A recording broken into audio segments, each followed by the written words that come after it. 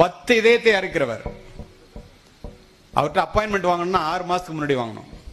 அவர் கீழே 100 சர்ஜன் வேலை பார்க்குறாங்க. என்னுடைய வீட்டில் மருத்துவர்கள் என்பதால் இந்த சம்பவம் நேரடியாக எனக்கு தெரியும். அவர்கிட்ட அந்த குழந்தைய அழைச்சிட்டு போறாங்க. 12வது படிக்கிற பொண்ணு, அதுக்கு பரீட்சை. 12 வயது நிரம்பிய பெண், 6ஆம் வகுப்பு படிக்கிற பெண்,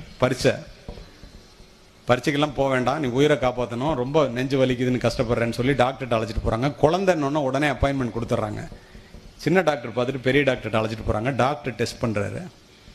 வேண்டாமா, இந்த குழந்தை 3 மாசம் தான் உயிரோட இருக்கும், இங்க இறக்க வேண்டாம், அழைச்சிட்டு போயிருங்க.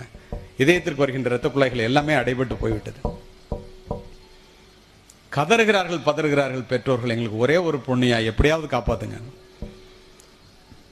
அந்த தாய் அந்த மருத்துவருடைய கையை பிடித்து கொண்டு கதறுவதை பார்த்த மருத்துவர், ஏமா ஆபரேஷன் பண்ணா 30% தாம்மா குழந்தை பிழைக்கும், 70% குழந்தை இறந்துருமா, வேண்டாமா அப்படிங்கிற. 10% கூட என் குழந்தை பிழைக்கும், நீ ஆப்ரேட் பண்ண, நான் கையெழுத்து போட்டு தரேன். இங்குது அந்த அம்மா. தானாட விட்டாலும் தசையாடும் அல்லவா, கொடுத்துட்டாரு, அட்மிஷன் கொடுத்துட்டாரு. 1 வாரம் கழிச்சு ஆப்ரேஷன் பிக்ஸ் பண்ணியாச்சு. 7ஆம் தேதி ஆப்ரேஷன். 1ஆம் தேதியிலிருந்து தினம் அந்த டாக்டர் நடந்து போகும்போதெல்லாம் அந்த தாய் அந்த பிள்ளையினுடைய மனதிலே நம்பிக்கை விதைகளை விதைப்பதை பார்த்து வியந்து போகின்றார்.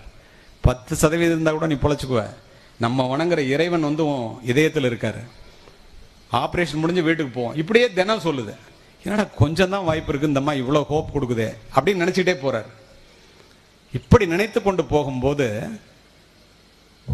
7ஆம் தேதி வந்துடுது. டேபிள்ல 7ஆம் தேதி படுக்க வைக்கிறாங்க. படுக்க வைக்கும் போது 10 டாக்டர் படை சூழ முகத்துல கட்டிட்டு கிரீன் கோட் போட்டுட்டு ஆபரேஷனுக்கு வந்துட்டாங்க. ஒரு நாளைக்கு 10 இதயத்தை இருக்கிறவரு அந்த குழந்தை அவர்கிட்ட கேக்குது, டாக்டர் ஓப்பன் ஹார்ட் சர்ஜரின்னு சொன்னா நீங்க உண்மையிலே இதயத்தை அறுப்பீங்களா அப்படின்னு. வலிக்காதுமா, அனஸ்தீசியா கொடுத்தா அறுப்பேன், பயப்படாதங்கிறாரு.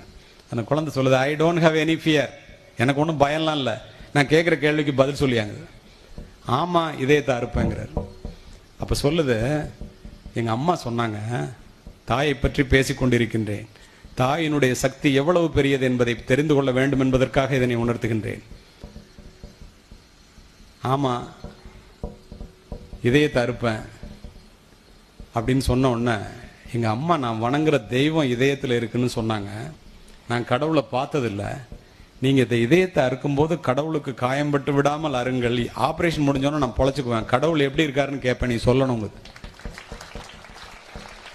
அதிர்ந்து போன டாக்டர் இப்படி ஒரு நம்பிக்கை என்று ஆபரேஷனை ஸ்டார்ட் பண்றாங்க. 5.5 மணி நேரம் ஆபரேஷன். 50வது நிமிடத்திலே டாக்டர் நினைச்ச மாதிரி இதயத்திற்கு வருகின்ற இரத்த குழாய்கள் அத்துணையும் அடைபட்டு போய் இதய துடிப்பு முற்றிலுமாக நின்று விடுகிறது. குழந்தை இறந்துருச்சு. டாக்டர் என்ன பண்றாரு, அவர் மனிதர் தானே, எவ்வளவு பேரை காப்பாற்றுறோம், அந்த குழந்தையை கண்டுபிடி, காப்பாற்ற முடியல, என்ன கண்ணை துடைக்கிறார், கண்ணாடியை கழட்டி கண்ணை துடைச்சிக்கிட்டு பாடியை க்ளோஸ் பண்ணி அம்மா அப்பாட்ட கொடுங்க அப்படின்னு சொல்லும்போது அவர் நினைக்கிறாரு, இந்த குழந்தை இவ்வளவு நம்புனுச்சே, இந்த தாய் இவ்வளவு நம்பிக்கை விதைகளை ஊட்டினாலே அதுக்காகவாவது இந்த குழந்தை பிழைச்சிட கூடாதா, எத்தனை பேரை காப்பாற்றுறோம் வயசானவனெல்லாம், இந்த குழந்தை பிழைக்கலையே என்று நினைத்து கொண்டு ஒரு அடி எடுத்து வைக்கிறார். பக்கத்தில் இருக்கிற லேடி டாக்டர் ஒரு தட்டு கையில தட்டி, doctor, blood is coming to the heart is functioning. அவசர அவசரமா எல்லா மிஷினையும் ஆபரேட் பண்றாங்க. 5.5 மணி நேரம் ஆபரேஷன் நடக்குது. குழந்தை பிழைச்சுக்குது. 60 வயசு வரைக்கும் உயிரோட இருக்கணும்னு சர்டிஃபிகேட் பண்றாரு. 7வது நாள் போனோம். எல்லா டாக்டரையும் கூப்பிடுறாரு. நான் அந்த குழந்தைய பார்க்க போறேன்யா, கடவுள் எப்படி இருக்காருன்னு கேட்குமையா, என்ன பதில் சொல்றதுன்னு கேட்கிறாரு. எல்லாரும் ஆளுக்கு ஒன்று சொல்றான். இவர் ஒரு முடிவோட போறாரு. சுவிட்சஸ் எல்லாம் பிரிச்சு குழந்தை எந்திரிச்சு ஓடியாந்து டாக்டர் காலை கட்டிட்டு, டாக்டர், நான் அன்னைக்கே சொன்னேன் பாத்தீங்களா பொழைச்சுக்குவேன், உள்ள நடந்தது அதுக்கு தெரியாது இல்லையா? ஆமாம்மா பொழைச்சுக்கிட்டேன். கடவுளை பார்த்தீங்களா அப்படின்னு. கடவுளை பார்த்தேன். எப்படி இருந்தார்?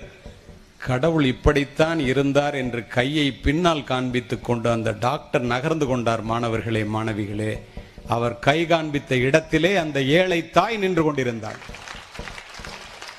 அந்த குழந்தை ஓடி போய் அந்த தாயினுடைய காலை கட்டிக்கிட்டு, நீ தான் கடவுளம்மா, இது வரைக்கும் சொல்லவே இல்லையே. இதுதான் தாயினுடைய பெருமை.